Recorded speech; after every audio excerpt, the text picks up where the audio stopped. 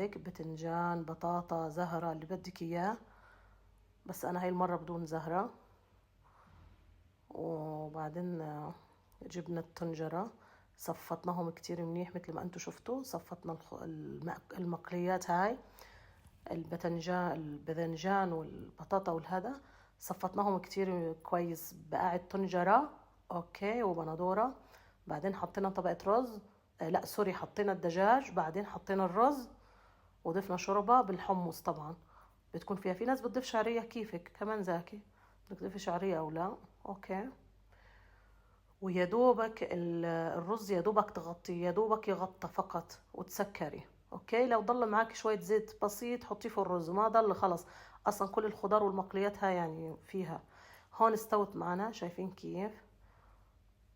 طبعا هون عملنا عصير تانج. هون استوت معنا المقلوبة، واجينا للحظة الحاسمة، بدنا نقلبها. صحيح، احكوا لي في الكومنتات ليش سموها مقلوبة؟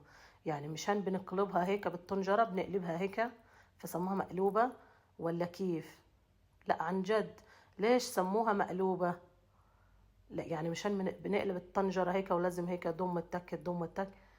فمش عارف، اللي بيعرف يحكي لي ليش سميت المقلوبة مقلوبة. هون قلبناها هيك، بتخليها دقيقة، بتسحبي. بسم الله الرحمن الرحيم، بدي اشوف مثلي مثلك يا وعدي.